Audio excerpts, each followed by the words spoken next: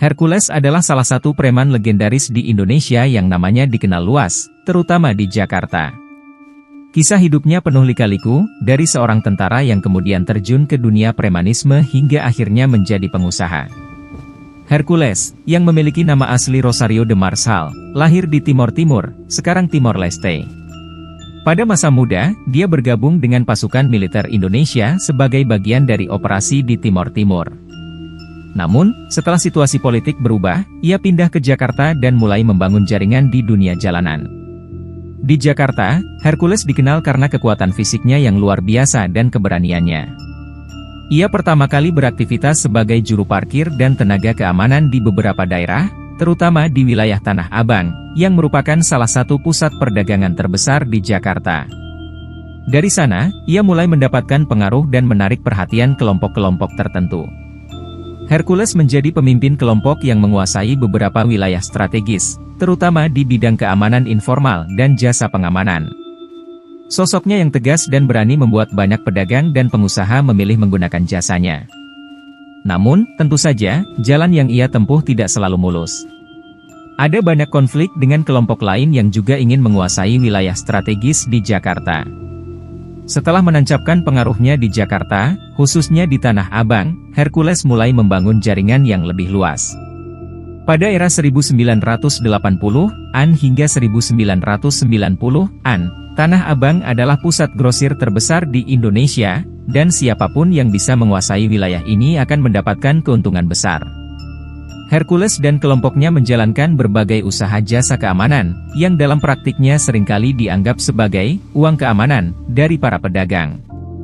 Dalam dunia premanisme, sistem ini sudah menjadi hal yang umum, pedagang membayar agar terhindar dari gangguan pihak lain. Dengan pengaruh dan reputasi yang ia bangun, Hercules menjadi sosok yang sangat disegani di kalangan preman maupun aparat. Namun, kekuasaannya di Tanah Abang tidak datang tanpa perlawanan. Ada banyak kelompok lain yang juga ingin menguasai area tersebut, yang menyebabkan konflik terbuka antara berbagai geng preman di Jakarta. Salah satu pertempuran terbesar yang melibatkan kelompok Hercules terjadi pada era 1990-an, di mana persaingan antar kelompok menyebabkan bentrokan fisik yang berujung pada jatuhnya korban. Meskipun sering berkonflik dengan kelompok lain, Hercules juga dikenal sebagai sosok yang loyal terhadap orang-orangnya. Ia memiliki jaringan yang solid, dan anak buahnya sangat setia kepadanya. Di mata mereka, Hercules bukan sekadar bos, tetapi juga pelindung yang selalu memperhatikan kesejahteraan kelompoknya. Namun, kejayaan Hercules di dunia premanisme perlahan mulai menghadapi tantangan baru. Seiring dengan modernisasi kota Jakarta dan upaya pemerintah untuk menertibkan kawasan perdagangan, banyak kelompok preman mulai kehilangan pengaruh. Seiring dengan semakin besarnya pengaruh Hercules di Jakarta, terutama di Tanah Abang, perhatian aparat keamanan pun mulai tertuju padanya. Pemerintah, khususnya kepolisian, mulai melakukan berbagai operasi penertiban untuk menekan aksi premanisme di ibu kota. Hal ini membuat posisi Hercules semakin sulit, karena ia tidak hanya harus menghadapi kelompok rival, tetapi juga tekanan dari pihak berwenang. Pada akhir 1990-an hingga awal 2000-an, operasi pembersihan preman mulai digencarkan di berbagai wilayah Jakarta, termasuk Tanah Abang. Hercules dan kelompoknya beberapa kali terlibat bentrokan dengan aparat keamanan dalam aksi razia dan penertiban. Beberapa anak buahnya ditangkap, sementara ia sendiri beberapa kali dipanggil untuk diperiksa terkait dugaan keterlibatannya dalam berbagai aktivitas ilegal. Namun, berkat jaringan dan kedekatannya dengan berbagai pihak, Hercules seringkali berhasil keluar dari situasi sulit. Ia bukan tipe preman yang bekerja sendiri, ia memiliki banyak koneksi, termasuk dengan orang-orang berpengaruh di dunia bisnis maupun politik. Ini membuatnya tetap bertahan meskipun tekanan terhadapnya semakin kuat. Selain aparat, Hercules juga harus menghadapi ancaman dari kelompok preman lain yang ingin merebut kekuasaannya. Tanah Abang adalah lahan basah yang diperebutkan banyak pihak, dan Hercules tidak selalu berada di posisi dominan. Salah satu konflik besar terjadi ketika kelompok lain mencoba menguasai jalur distribusi dan pengamanan di Tanah Abang. Pertempuran antar kelompok preman pun tak terhindarkan, dan beberapa insiden kekerasan terjadi di pasar dan sekitarnya. Meskipun Hercules masih memiliki pengaruh kuat, era keemasannya mulai mengalami goncangan. Menjelang pertengahan 2000-an, Hercules mulai menyadari bahwa dunia premanisme tidak lagi seperti dulu. Pemerintah semakin tegas dalam menindak kelompok-kelompok preman, dan pengusaha mulai beralih ke sistem keamanan yang lebih modern. Menyadari hal ini, Hercules mulai mengubah pendekatannya. Ia mulai merambah dunia bisnis secara lebih serius, membangun perusahaan di berbagai sektor, termasuk keamanan dan properti. Meskipun masih memiliki jaringan kuat di dunia jalanan, ia berusaha melepaskan citra preman dan beralih menjadi seorang pengusaha. Namun, perjalanan Hercules menuju perubahan ini tidak berjalan mulus. Ia masih terus menghadapi berbagai tantangan, baik dari masa lalunya maupun dari pihak-pihak yang ingin menjatuhkannya. Setelah bertahun-tahun dikenal sebagai sosok kuat di dunia jalanan, Hercules mulai menyadari bahwa dunia premanisme tidak bisa selamanya menjadi tempatnya berkuasa. Pemerintah semakin menertibkan kawasan perdagangan, persaingan dengan kelompok lain semakin sengit, dan zaman mulai berubah. Disinilah Hercules mulai merancang strategi untuk bertransformasi dari preman jalanan menjadi seorang pengusaha. Pada pertengahan 2000-an, Hercules mulai beralih ke bisnis legal. Ia mendirikan perusahaan di berbagai bidang, mulai dari jasa keamanan, properti, hingga usaha logistik. Keberhasilannya dalam dunia premanisme membuatnya memiliki jaringan luas dengan berbagai kalangan, termasuk pengusaha dan pejabat. Hal ini menjadi modal penting baginya untuk memulai bisnis yang lebih resmi dan diakui secara hukum. Salah satu sektor yang digarapnya adalah bisnis keamanan, di mana ia menawarkan jasa pengamanan untuk perusahaan dan kawasan perdagangan. Dengan latar belakang dan pengaruhnya, banyak pihak yang tertarik menggunakan jasanya, karena ia memiliki reputasi sebagai sosok yang bisa memberikan perlindungan nyata.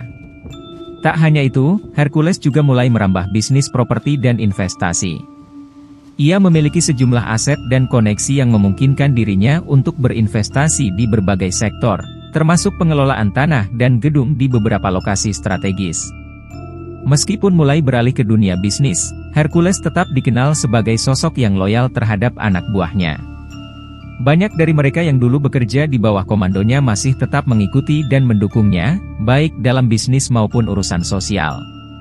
Ia dikenal sebagai pemimpin yang selalu memperhatikan kesejahteraan orang-orang yang setia kepadanya, sebuah sifat yang membuatnya tetap dihormati oleh banyak pihak. Namun, transisi ini tidak sepenuhnya berjalan mulus. Masa lalunya sebagai preman tetap menjadi bayang-bayang yang sulit dihindari. Meskipun sudah berusaha menjalankan bisnis secara legal, ia tetap sering dikaitkan dengan berbagai isu terkait premanisme dan aktivitas ilegal. Beberapa tahun setelah aktif di dunia bisnis, Hercules tetap tidak lepas dari masalah hukum. Beberapa kali ia terlibat kasus, baik terkait sengketa lahan, dugaan pemerasan, hingga kasus kekerasan yang melibatkan anak buahnya. Salah satu kasus besar yang menimpanya terjadi ketika ia ditangkap karena dugaan pemerasan dan penganiayaan. Meskipun sempat masuk penjara, pengaruhnya di dunia luar tidak langsung pudar.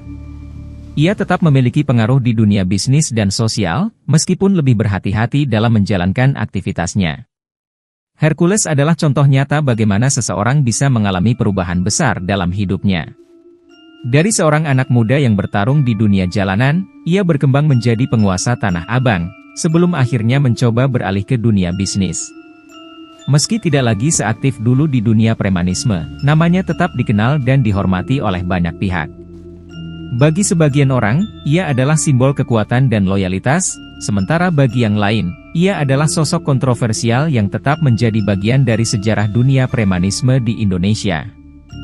Namun satu hal yang pasti, kisah Hercules adalah bukti bahwa dunia jalanan, bisnis, dan kekuasaan selalu memiliki keterkaitan yang erat, dan seseorang dengan keberanian serta strategi yang tepat bisa mengubah nasibnya, terlepas dari masa lalu yang kelam. Setelah beberapa kali berurusan dengan hukum dan merasakan dinginnya jeruji besi, Hercules mulai lebih berhati-hati dalam melangkah. Meski masih memiliki jaringan kuat di berbagai bidang, ia menyadari bahwa dunia telah berubah dan pendekatan yang lebih profesional harus diambil jika ingin tetap bertahan. Setelah bebas, Hercules kembali fokus mengelola bisnisnya. Beberapa sektor yang tetap ia jalankan antara lain, jasa keamanan dan pengelolaan parkir. Dengan pengaruhnya yang masih besar, Hercules tetap menjadi pemain utama dalam dunia jasa keamanan, terutama di kawasan-kawasan strategis seperti pasar dan pusat perbelanjaan. Banyak pihak masih memilih menggunakan jasanya karena ia dikenal memiliki cara kerja yang tegas dan efektif. Properti dan investasi. Selain jasa keamanan, Hercules juga semakin serius dalam dunia properti. Ia mulai melakukan investasi di beberapa sektor, termasuk penyewaan lahan dan pengelolaan gedung komersial. Dengan modal dan jaringan yang dimilikinya, bisnis ini berkembang cukup pesat. Keterlibatan dalam politik. Meski tidak secara terang-terangan terjun ke dunia politik, Hercules memiliki kedekatan dengan beberapa tokoh berpengaruh. Koneksi ini memungkinkannya untuk tetap memiliki posisi strategis di berbagai urusan bisnis dan sosial.